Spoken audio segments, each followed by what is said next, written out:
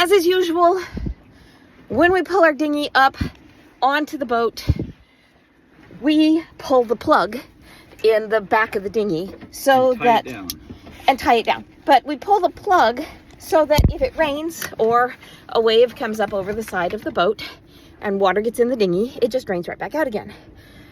Yes, I know I look like a wild woman. Anyway. You are a wild woman. So, the best way.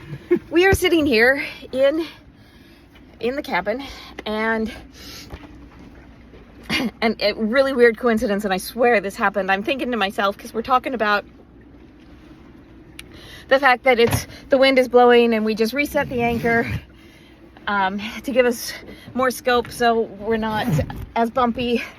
And I'm thinking, when it's not so bad out, I really need some more practice driving the dinghy. I'm okay driving the boat, I'm good. But I get nervous in the dinghy because you have to steer and do the gas all with one hand, and so I wind up gunning it and going in the wrong direction. So I'm thinking to myself, I need more practice driving the dinghy.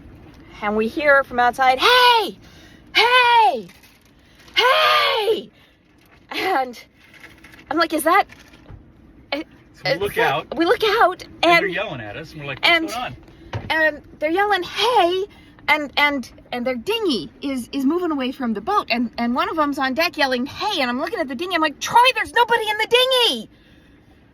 Oh crap, their dinghy's gotten loose, there's nobody in the dinghy, and did I mention the 20 knot winds? Which means that the water is, yeah, we got waves, right? 20 knot winds.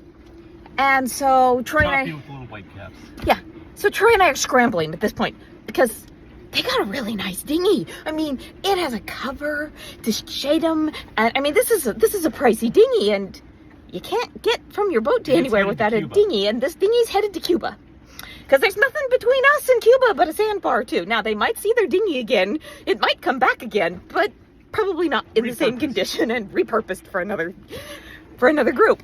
So we're scrambling. Troy's scrambling to get the dinghy untied, and I'm grabbing the waist belt life preservers that we've got, and I'm getting one end untied. He's getting the other. I grabbed the life belt. He's putting it in the water. Both of us forgot that the plug was open. Yeah, we put a dinghy in the water with a plug open in the back. It has a check valve, so it doesn't. Not a lot of water comes back in, but sometimes a little. A leaking dinghy, and as Troy's yelling at me to get the keys, which we forgot, so I have to grab the keys. We jump in the dinghy. Not only is the dinghy leaking in the bottom, but as we discovered when we get into the dinghy, it's losing air too. So it's squishy. It's a squishy dinghy. Not very stiff, which means you don't have an awful lot of control. So we're chasing their dinghy. Their dinghy is, you can see how far away, well, I showed you how far away their boat is from us. Their dinghy is about level with our boat and passing it. About 100 yards away from us, right? And at this point, their dinghy's level with our boat and passing us. So we literally flipped a U. We went around the back end of our boat to get the dinghy that was, right over there. And post. Yeah, near that marker right there. That's where their dinghy was. So we go, our dinghy is doing the whole hit the wave, fold a little bit. Hit the wave, fold a little bit. Because it's got problems.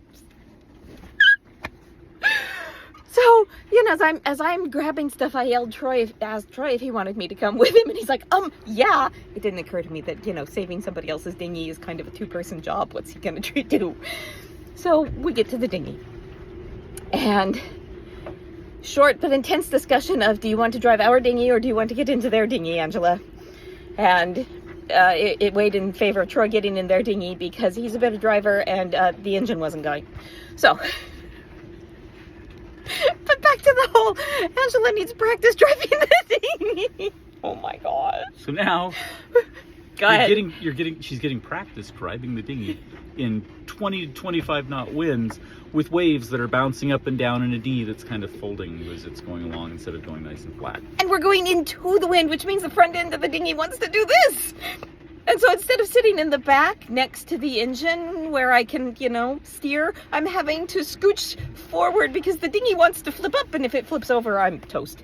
So So we're going along. I'm going slowly, and Angela's like, "Go ahead, I'll meet you there." I'm like, "No."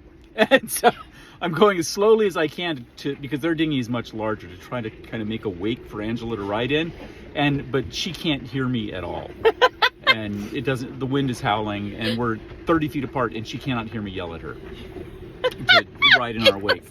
Anyway, so she kind of got the idea, because that was the smoothest part.